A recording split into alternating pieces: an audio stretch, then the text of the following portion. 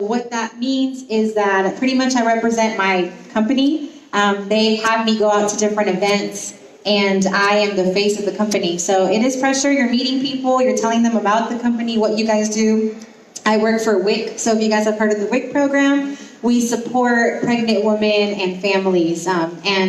We are a government program, and we're here to kind of support, give them free food, promote breastfeeding. So I get to interact with so many people, pregnant women, emotional women, women that have a lot coming on into their lives with kids, and I really do love it. So that's what I do.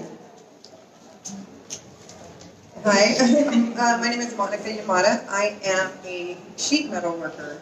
I'm sure a lot of you guys don't know what that is, but it is playing with metal. It's a construction job. So we fabricate, we get a piece of metal and we make boxes and gutters and panels and anything you can imagine you can make with metal. You just have to know how to bend it and shape it. After that, we install it. So a lot of the schools, government buildings, anything, housing, everything, there's a little piece of metal in there somewhere. And so we, after making it, install it into these buildings. I am one of the only girls, I should say I'm the only girl here in the Valley that's working with the sheet metal workers.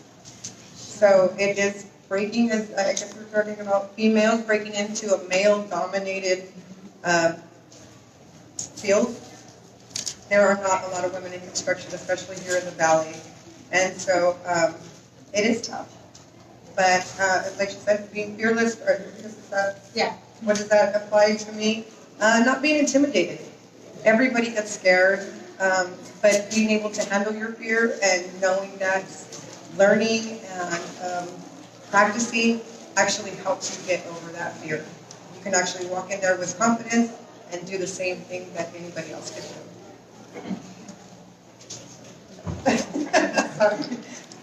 Hi everyone, my name is Aldiva Rubalcaba. I go by Ali for short. I used to be a licensed contractor. I specialized in kitchen and bath remodels. I actually employed over 100 men underneath me in the Bay Area. And we went from making $0 to $3.5 million in 2 years. All right. Yeah. So we ended up doing a lot of new construction, reconstruction, remodeling, doing flooring, tile, cabinets, countertops. I had my own fabrication shop. We were importing in slabs directly from Brazil, Italy, Spain, China, you name it, wherever the granite comes from. I was doing all of that. I was actually traveling to the other countries and picking out the blocks that I wanted to be imported in. And since then, I now own Recovery Credit Repair. So we help people, educate them on their credit and help them build their credit, also help them remove negative items from their credit. We work with a lot of realtors, mortgage lenders, and homeowners, and just anyone who needs help with their credit. So we've done a completely different 360. And being fearless really in a man's world, in the beginning, the men challenge you, right? They think, what's this woman know? You know, what can she do that we don't know how to do? But it's amazing how our brains work as women, because we see things from a different perspective than what they see. And so a lot of times, after I proved myself in the industry, the men would call me and ask me for advice on how to do things. So never let what you identify yourself as define who you are, because you can accomplish anything. Hi, my name is Angela Lamb. I am a fashion designer, blogger, and author, and I'm actually still a junior in high school, so I'm 17 right now. I started writing my book, #OOTD Sew and Style, Make Your Dream Wardrobe with Angela, when I was around maybe 12 or 13 years old. And it was based on my own experiences of when I first started sewing, I really wanted to make my own clothes. And I found that a lot of the resources out there for young girls like me were geared towards, teaching you how to make stuffed animals, pillows, or pot holders, and those weren't things I wanted to make, And then the actual garment-based sewing books were for adults, so maybe the patterns weren't my size, or the designs were a bit outdated. And a couple years later, after figuring out this process myself, I realized that there was still lacking this resource for girls out there like me. So I started creating this resource, hoping to help other girls, inspire them. And so since the publishing of the book, which was in 2016 when I was in 8th grade, I've just been traveling around the Bay Area and also around the country, hoping to inspire other girls to pursue their passion at whatever age they are. Because to me, being fearless is realizing my dreams and knowing that I can pursue them, not letting age be a factor in stopping me. And I just hope that that's a message I can spread to all the other young girls out there.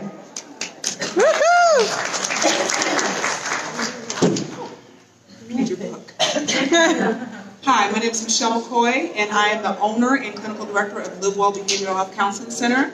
I am a licensed marriage and family therapist here in the Valley. I'm one of a handful of African American licensed therapists here in the Central Valley. Being a fearless female for me is about living our truth by engaging in sound mental health practices as women. We do a terrible job as women taking care of ourselves. We do take care of everyone else, our kids, our husbands, our jobs, but we don't take care of ourselves. And because of that, we suffer from mental health issues, and we die at young ages because we refuse to self-care. And so my goal with behavioral health and mental health is to, with my practice, is to provide good, sound clinical mental health to the community, and also to teach the importance of mental health for women, especially women of color. There aren't very many African American therapists here in the Valley or in the state. I think we represent less than 1% in the whole state. And so my goal is to educate and to spread the word about the importance of mental health. And so being a fearless female is really just talking about it, being vulnerable, understanding the importance of mental health, and sharing, what I do as a living, and making, normalizing self-care, normalizing mental health, like we normalize going to the doctor. So that way we can live, healthier lives. Our children could be healthier, our communities could be healthier, because we're healthy. So that's it for me.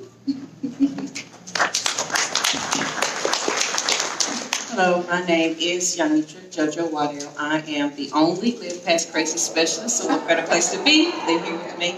I am the owner of Be Fearless Incorporated. It's a nonprofit out of Georgia, and we help survivors of domestic violence get out of their victim mentality to know that there is life after crazy. And we don't just help survivors, we also help anyone who defines crazy however they feel. It could be you wear too many hats and that's your crazy. Your mama, daughter, sister, cousin, friend, best friend, student, worker. And you're exhausted by the end of the day. And how do you live past crazy? And so I share my 5 keys on how you can live past crazy and that there is life after crazy, I promise. And being fearless to me is knowing that even though I may be scared, because we all get scared to do things, scared and excitement have the exact same chemical makeup in your body. It's just the name that you give it. So if I'm afraid to do something, I say, I'm so excited to do this. And immediately your brain will get excited instead of being afraid. And so that's how I deal with being afraid of things to start. As long as my intent, my intention, and the reason that I'm saying yes is true to who I am, then you can be fearless.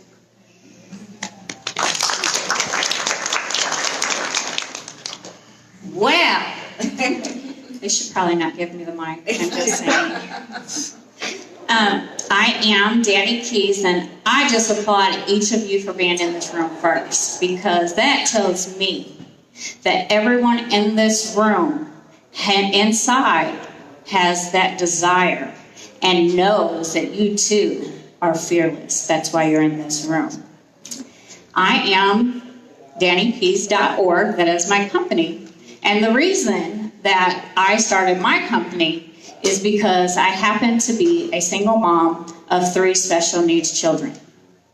And my children are 19, 17, 16. And I have Asperger's, which is on the autism spectrum, mixed with Prader-Willis syndrome. And then I have a cerebral palsy, mixed with pica, mixed with deaf. So I had to go learn sign language so I could communicate with my own daughter. Then I have prolonged QT heart disease mixed with oppositional defiant disorder. And then I said to myself, well, does that define fearless? Well, for many it does. But what I found was, you don't necessarily have to walk around with this, everyone's a princess. Or you have to wear a crown. Because in fact, everyone is a key in my mind. Everyone has the ability to unlock your own potential. You are each fearless. You each have your own unique thumbprint in the world. You unlock your own fearless. Like me, many say, how do you do it? I say, how do you not? Because for me, this is my normal. I get up every day the same as every other mother. When your kid's sick, you take them to the doctor. So I decided, you know what? I can't be the only one that does this. But turns out, I started inspiring other mothers that didn't even have special needs kids. They would look at my situation and say, wow, like, I don't really have it that bad. And so when you look at this situation, like, you know, self-care, they would ask me questions. And so then I would say, well, what does that self-care look like? So I started helping moms. And so that's how I got started. And that became my fearlessness when I didn't even think I was fearless. But now, oh, honey, you can't tell me no different, baby. I will come hot and ready, even in a hot mess second. And when I say mess, mothers empowering single success, baby. And that's my story. All right. Thank you so much.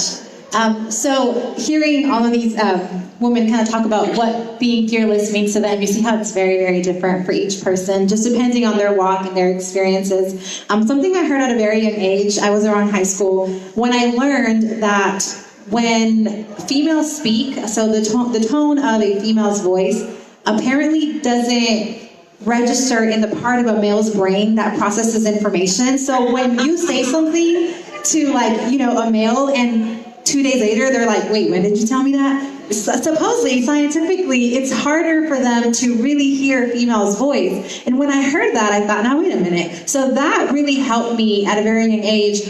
So one, my family, they're immigrants, so I didn't know English when I started school. And already I felt very shy. I would get made fun of when I did try to speak English. But knowing that, it made me be confident in speaking up, right? So because your brain isn't getting what I'm saying, I'm going to say it louder, and I'm going to feel confident in the room, and I'm going to repeat myself if I truly believe in what I said.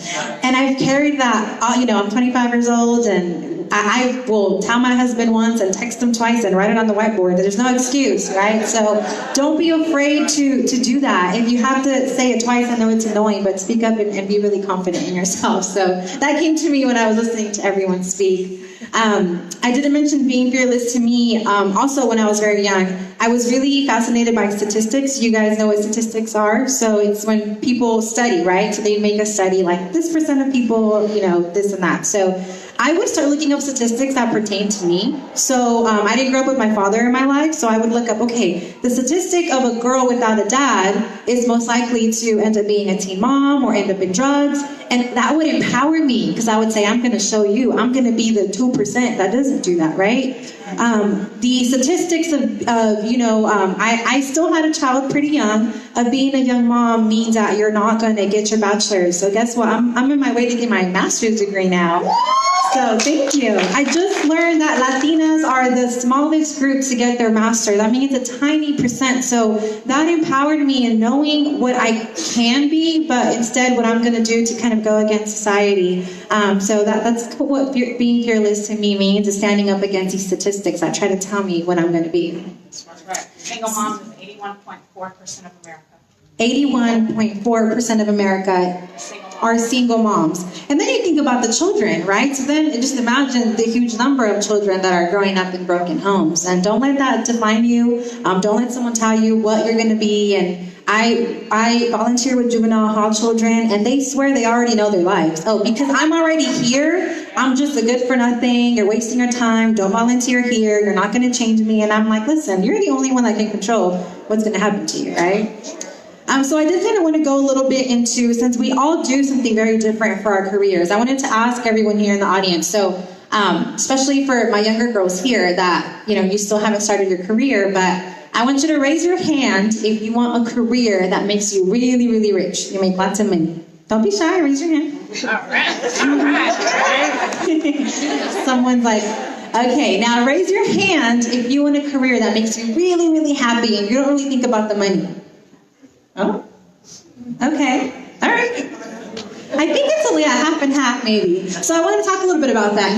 Do you have to sacrifice your happiness to do something that makes you happy, or is it possible to kind of do both? And I kind of wanted to open up the panel for us to talk about that. Sorry, I don't really speak a lot. For me, I went to school. I got my bachelor's degree. I actually studied to be a teacher. I sat in an office for a few years, and I'm competitive. So I wanted to work hard and do all this stuff, but I really wasn't happy. And it was long, and it gave me headaches, and mentally, that self-care thing, that just all, I hated it. I hated it. And so one day I was like, okay, I'm done. I'm going to go look for another job. Started going around, and I started I tried to work at a library, and actually one of my friends was like, hey, they have this program where you can go and you spend a week checking out different trades. Trades are like the electricians, the plumbers, and sheet metal. So I was like, okay, I'll go see it. And like I said, we get, girls are, for me, I was raised, girls, we sit in offices, we dress nice, you don't get your hands dirty, ever. And so I went, I seen it, I didn't really have anything, I didn't think I was going to love it the way I did. Right off the bat, as soon as I seen what they could do with the metal, seen how they did it, I loved it. The creativity, I've always been a little creative, so I loved it. I was like, oh, I can't wait, I want to do this. And so, like I said, I did do it to pay the bills. It depends on how happy and how much that money makes you feel. Honestly, I'm making way more right now than I made in an office. As a director, sitting in an office and getting paid and working for a company, here in the Valley, 20-something bucks, $30. Right now with the union, our package is something like $50 to $70 an hour. So, and that's benefits and everything for the whole family. So, and I love what I do. I love playing in the dirt. It's muddy everywhere. It's dirty. And yes, it's scary. And there's times where you feel like you're unsafe. But if you're smart and you do things the way you're supposed to and the way they teach you, there's not really much that happens. It's pretty safe if you pay attention to the rules.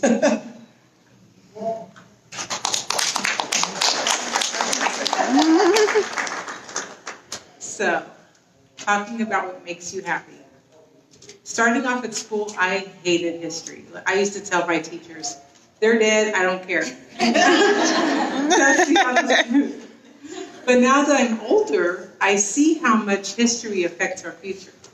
And so I see the benefit in history. I was always very strong in math. I love math. Math, you can go to any country in the world, 1 + 1 will always equal 2. So always, learn your math. When I was younger, I knew I wanted to be an attorney. That was my goal. But I had a very tragic event happen to me where I had a boyfriend for 4 years and 3 months, and he died in a freak accident, and I could not handle going back to school. So I did not graduate. And it wasn't until I was 22 that I went back and I got my GED.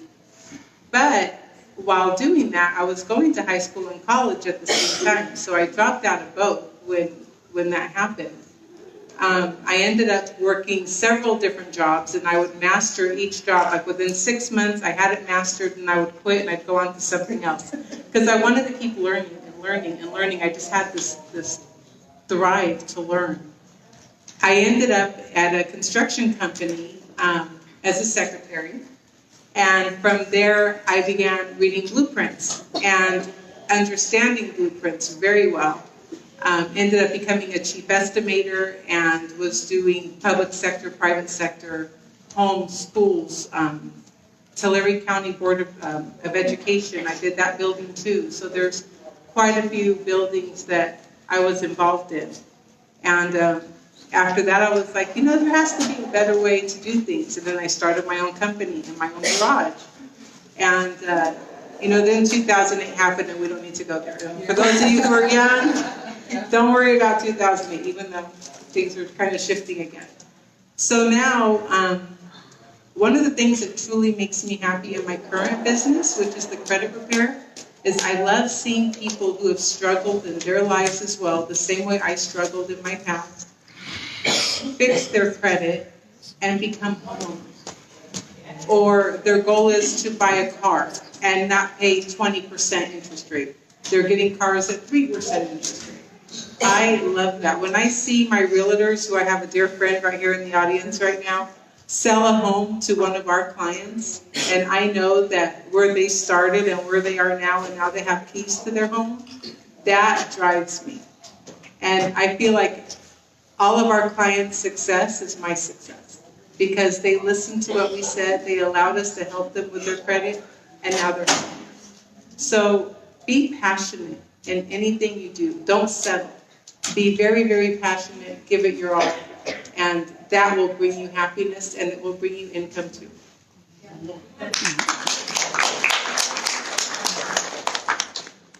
I think this topic for me would be mostly about balancing my education and also my passions.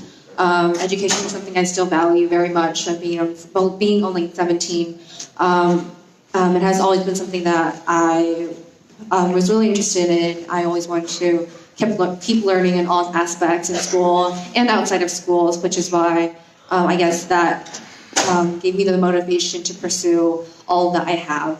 And finding the balance between school and also everything else I wanted to do wasn't an easy task. Both are things that I value very much and that are very important to me in my future, because an education would always further me, and as well as being happy with what my career was is also very important. I think that because I found that fashion was such a passion of mine, that I was able to find the balance between both school and my pursuits and my career by really dedicating the time that I needed to both aspects and reminding myself of why I'm choosing to do this. I'm pursuing an education because I feel like this is something that I value, and I know that will help me in the future, financially, mentally, and also being able to support myself.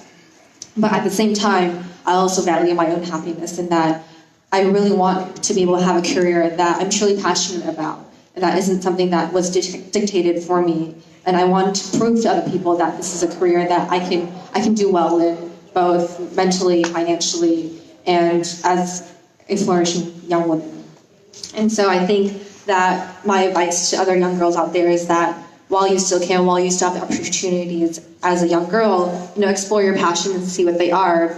while you still have the opportunity to do so. And I'm very lucky myself to have parents who support me in all of my pursuits, knowing that I'm able to find the balance between, and understanding that there's a balance between, my education and also my passion, but that being able to explore at such a young age has allowed me to do everything I have and to really find out who I am as a person, pursue my passions, and realize what I want to do for a career in the future.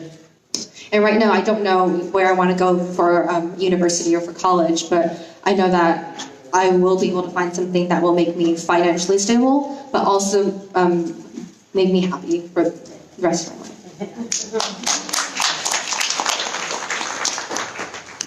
The Bible says that your gift will make room for you.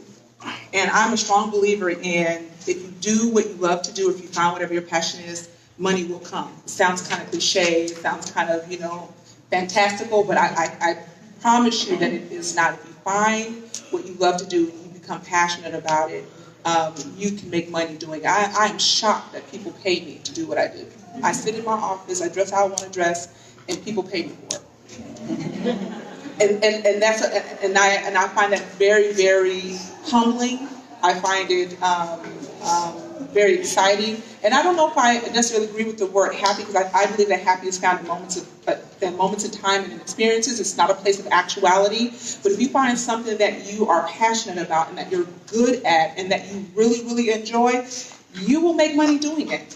We were just talking about a business opportunity. I'm like, you can make some money doing that? She was like, I didn't even think about that. But you can. People will pay you to do what you love to do. You should not be unhappy in your place of employment or what you're doing for a living. And so it's really important that as a young person that you explore different ideas, different opportunities. If your child shows an interest in a specific hobby like sewing or whatever the case may be, get them involved in that. You don't know what their passions are, and it is your job as parents to kind of help them, to help guide them in that way. And so as a mental health provider, I found early in my college career that I was really good at counseling, listening, giving advice, and so I just capitalized on that. And here I am last year financially. I would do this even if I didn't get paid, but thank God I get paid because I do love to do it and I'm very good at it. I made 100% profit last year. My CPA was like, they came in, we had this meeting, they were like high-fiving me. I didn't know what was going on.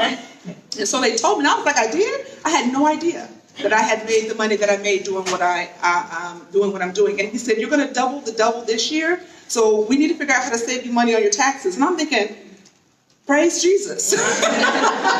But I have a tax problem, But your gift will make room for you. Explore. Don't be afraid to try new things. Even if you're not good at it, you'll be surprised what you're good at. And I promise you, people will pay you to do what you love to do. Do not find yourself, if you find yourself in a position or a job or a career that you don't like, explore your passion and learn to capitalize on that. Get some basic business classes up under your belt. Go join some women's groups or find someone that can mentor you or coach you. But don't be miserable. Don't be miserable. I make my own schedule. I don't do work clothes. I don't like pantyhose and heels and all that. I'm not doing it. I can work wear what I want to wear. And I still help people doing what I do, and I still get paid for it. And so you can live your best life doing what you love to do and having fun at it, and it won't be work. It won't be work. I'm at work. I'm probably in my office every day. I don't know why I'm there. I'm just there. I'm just at work, doing, whatever I'm doing.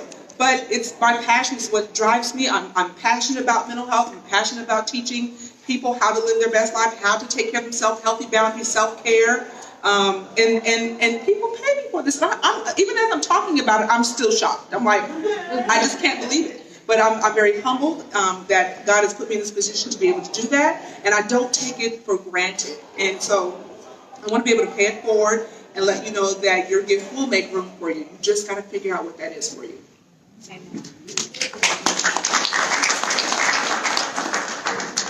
What is it that you do? I'm a therapist. I'm in mental health. Yeah.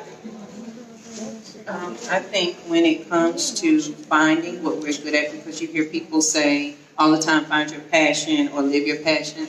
And as younger girls, you probably say, I'm only 14, I don't know what my passion is. Or if you're 43 and you still don't know what your passion is, it's okay. You don't have to figure out life instantaneously. And that's the fun part about being fearless. I get to do whatever I want to do, however I want to do it. So on this journey, you get to define yourself, the new rules to you. And a lot of people say, well, if I'm finding what I'm good at, I also get to define myself as I'm finding what I'm good at. And it's the things that make you happy when you don't want to do something. There's a fine line, because as take it from somebody 43, there's a fine line between somebody saying, oh, JoJo, you're really good at that. And I'm thinking that's what I'm supposed to be doing for my whole life, and something I really enjoy doing. And so at 40, I found I'd been doing everything that everybody thought JoJo was good at, that I absolutely hated. Like, you're such a good assistant. I hated being an assistant. Like, I hated that. Like, why do you?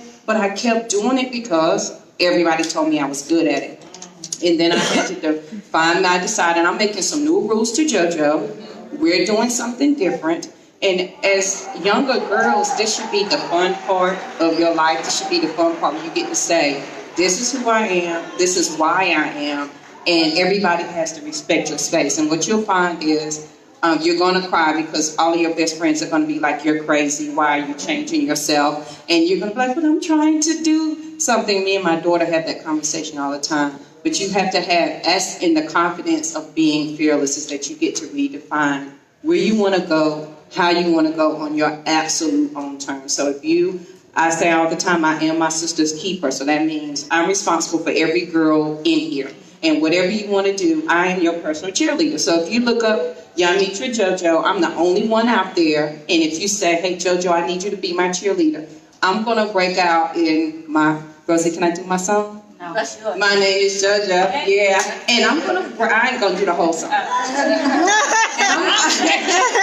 And I'm gonna cheer for you. So if your name is Stephanie, Amy, whatever your name is, if you send me a message, I'm gonna be your personal cheerleader. Whatever your dream is, I'm gonna say, okay, sister, well, let's make it happen. Let's get it done. And those are the kind of people I think you need to surround yourself with. So just make sure you know that line between, this is what JoJo is good at, insert your own name, and this is what everybody thinks JoJo should be good at. And once you figure that part out, like, what do you really like to do? Like, if it's to draw, if it's to paint, whatever it is. I was a tomboy to my heart. Like, I climbed trees, I fell out of them, I played football. I did the whole nine, and then everybody was like, put on a dress, and I was miserable. And then, you do those things that people in society think you should do. And then, hello, you're 43 trying to redefine yourself. So I'm saving you guys a whole lot of work.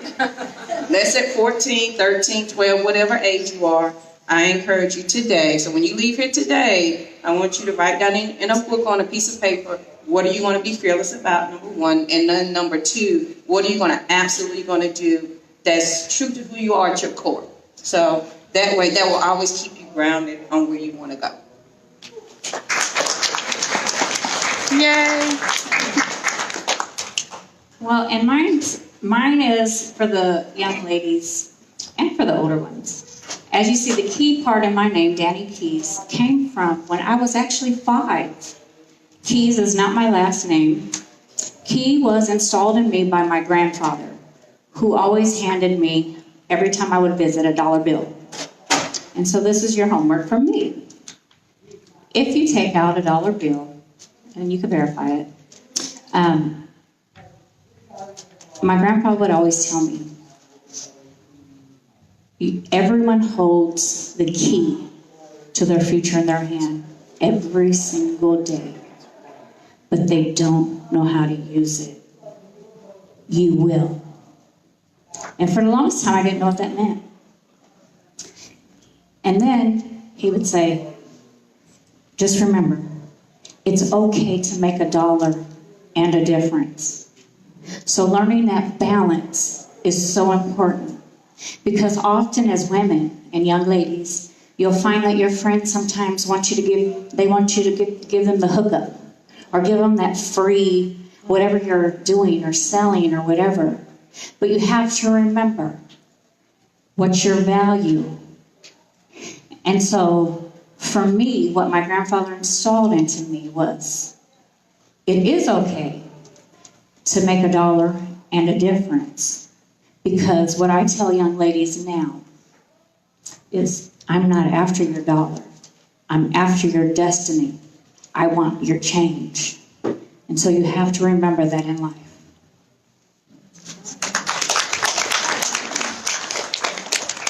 Thank you.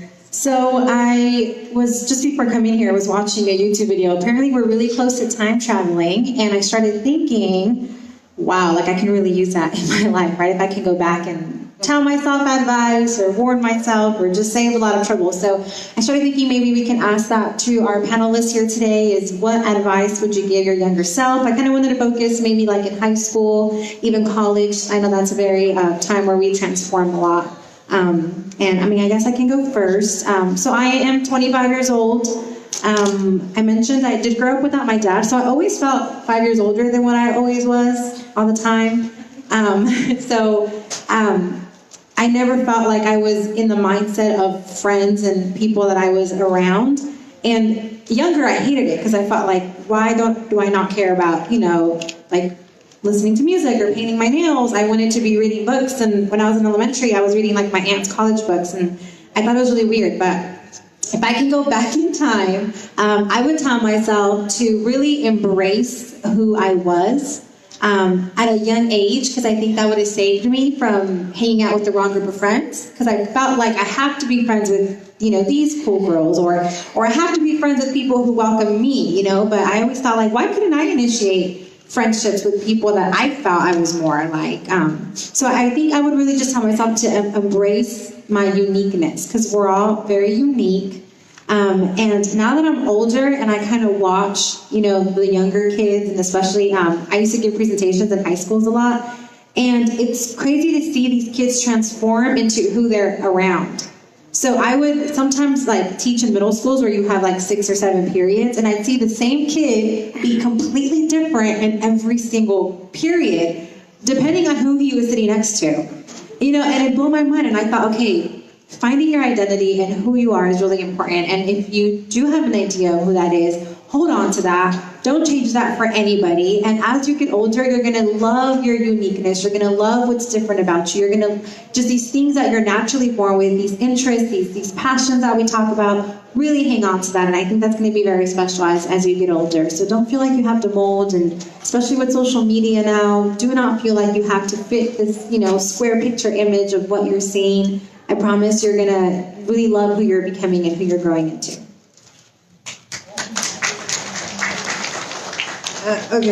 Thinking back, I think, when I was in elementary school, I wanted to play the drums.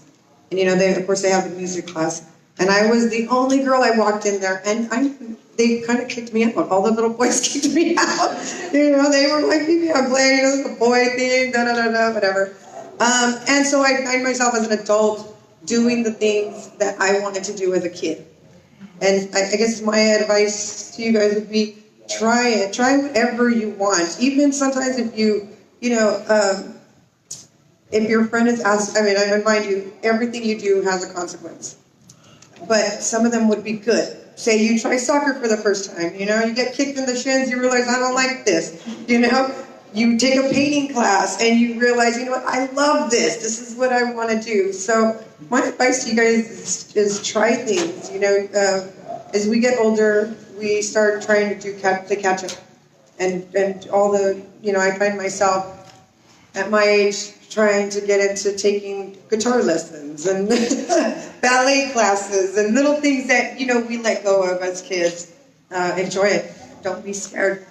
Walk in by yourself, put your head up, and don't worry about what anybody says or thinks. Just do it. If you don't like it, good. Quit. If you like it, stick to it. Like they said, you're going to make money off of it, right? Yeah. So my advice would be, don't let others' negative perception of you define you. And I say that because I was severely bullied as a kid. I was 5'6" in 6th grade. I was my height in 6th grade. So all the little girls were nice and tiny and petite, and there I am. A nice sore thumb sticking out everywhere. And I got severely bullied for it. My hair is naturally curly, and like kinky curly. I curled it today. But it's, I was the tallest kid in school. I was obviously the biggest kid in school because I was so tall and I got bullied. And so that really affected me for a long time. In fact, when I started my businesses, I would go out networking, like now I network a lot, but I'd be the one standing in the corner, not making eye contact, being afraid to go up to people because I had others' negative perception of me instilled in my brain. And it took a while to get that out. So if anyone's bullying you, just remember that they're not happy with themselves. It has nothing to do with you. It's they're going through something, so they need someone to pick on to make themselves feel better. So never ever allow someone else's negative perception of you alter your reality.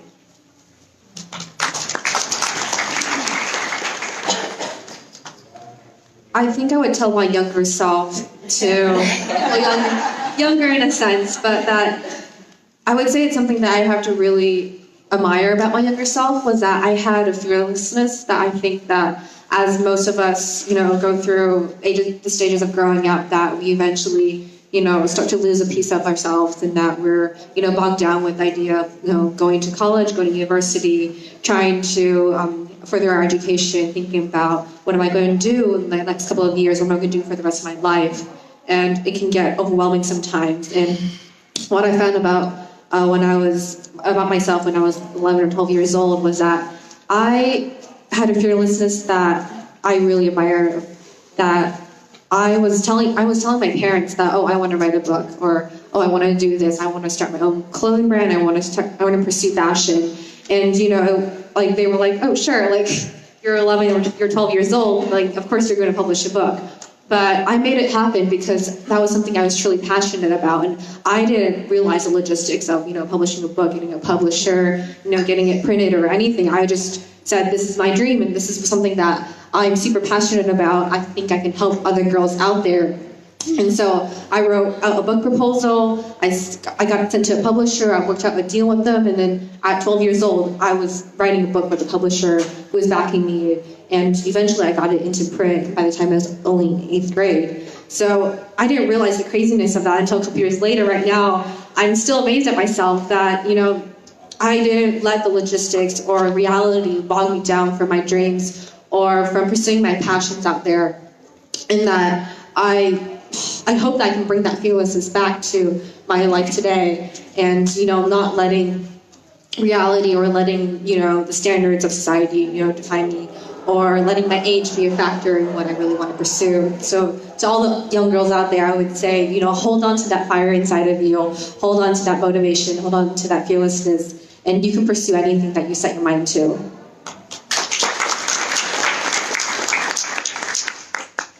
As I was thinking about the question, I have a hard time sometimes thinking about, because I look at myself as a whole person, so I have a hard time looking at some of my negative, because I even look at my negative as a positive. I'm the firstborn child of 4 sisters. I'm the first grandchild of both sides of the family. I have always been fearless. I have always been a leader. I was born into a leadership role. And so I've always been the one who spoke my mind, spoke my truth. My auntie, she's not in here, she'll say, you look like a McCoy, but you just don't act like one. Because I'm very vocal. I'm very vocal. I will speak and I don't care if you don't like it. I don't care if it hurts your feelings, because I'm important too. And so I don't think that I would go back and give my younger self any advice. I think I would make a statement. And the statement is, you're going to love the woman you're going to become. You're going to love her because she's going to be great. And I wouldn't take back any of the mistakes that I've made. I wouldn't take back any of the life lessons.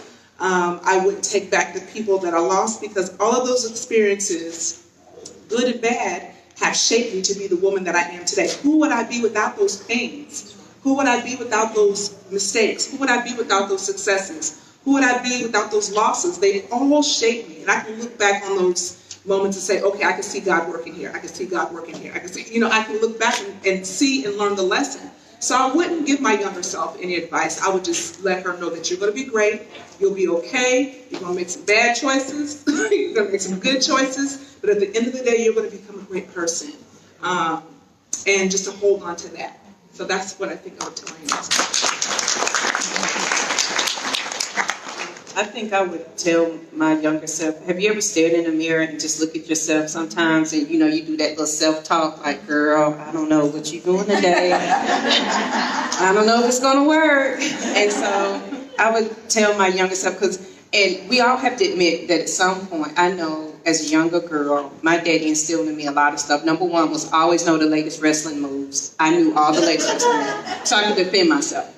But second is he instilled a lot of things in me about who I am. And I think as we get older, sometimes we let that evaporate and let other people replace it. And so if I was 10 or 11 again, standing in the mirror, on that good day when I'm like, God, JoJo, your ponytails are the bomb today. You look so good. I would tell myself that it's okay that the light that you see here today, it's okay to continue to let that light shine. Like it's okay to tell somebody, I am one bad sister today. I look good, and I'm smart, and I can play football, and I can pop a wheelie. Can't too many girls on my street do? I'm the only girl on my street that can do that. And so I would give myself a pep talk, and to be comfortable to know that there are so many aspects of you, and none of them have to go away. I like to sing. I like to dance. I think I should start a girl band, and one day I'm going to. And I'm going to be the lead singer. I can't sing at all. That's okay. So, and it's okay to love all parts of you, and all parts of you can be you. Like, I'm a nerd, and I used to run from that. And I'm a tomboy, and I used to run from that. And I used to run from all the other titles that now I accept as part of me. So it's okay to have all of those titles that represent you, JoJo. You're going to be okay, and people are going to actually love that about you. And it makes you who you are. So when you're looking in the mirror, this is something, so one quick exercise. If you have your cameras or a mirror, put your little selfie face on right fast. And this is something I say to myself with this self-care. And when you're having a bad day, I'm in the mirror, or I have my cell phone out, and I'm 43, and I do this in corporate America, and I have my mirror out. And those days where you think, my hair is not right, I feel frumpy in this dress, I don't like these heels, and I get my camera out, or my selfie stick, or whatever, my mirror, so you guys have to repeat this after me right fast. So when I'm feeling bad, I look in the mirror and I say, I look good. I look good. I feel good. I feel good. I am good. I am good. And look, everybody here is giggling a little bit. And it makes you feel good. And then when you do that, that's going to reset your self-esteem and the rest of your day. So I would tell me to love all facets of you. When I'm in that mirror, girl, them ponytails still popping with the beads on the end. And it's going to be okay. And when she says pop, it makes me think of privilege of power, because that's what I feel like we got. Privilege of power. That's my pop. So, for me, when I think, what would I tell my younger self? Well, if you remember, I told you about that homework a while ago. No, it's all good, yeah. When I told everybody about that dollar, I know you're still thinking about that, huh? What did that dollar story have to do with anything? When my grandfather told me about that key, because y'all still think about that homework assignment. Well, now I'm going to teach it to you. Well, everyone does hold that key in their hand every single day. Because if you look right here in this green circle, on the right-hand side, right at the bottom, slightly above, you'll see a skeleton key. That's where the key comes from, and everyone does hold it in their hand every day. Now, what I would tell my younger self is, because I, unlike everyone in the typical realm, wasn't raised by a single mom. I was raised by a single dad, and he worked a lot. So I kind of raised myself. And so what I would say is, when you earn that babysitting money, which I did, but I spent it on Slurpees and chips, just ate my feelings away, or thought I was buying friendships, so I would pay for my friend's way to the movies too, because I just wanted someone to like me. I would say take 10% minimum, which is 10 cents out of every dollar. So keep 90 cents, put 10 to the side in your bank, in your drawer somewhere. Start saving your money early so that you can become independent early, so you can depend on yourself. Set yourself up correctly is what I would tell myself as a younger baby. So that's my advice. So it is 3 o'clock now, which wraps up our session. However, I'm pretty sure you guys are all okay. If anyone has questions, you guys are welcome to come up to the table and ask any questions or thank someone if something inspired you, made you laugh. And I just want to remind you, I know you're all here to hear from us, right? The fearless females, but I see so many fearless females in this room today. And you're an inspiration. You could be an inspiration every day. You can inspire your group of friends, your classroom, the club you're in, your family. So just know that you're a leader. Every day you wake up, what is it? I look good, I feel good, I am good, okay? Thank you so much for joining us.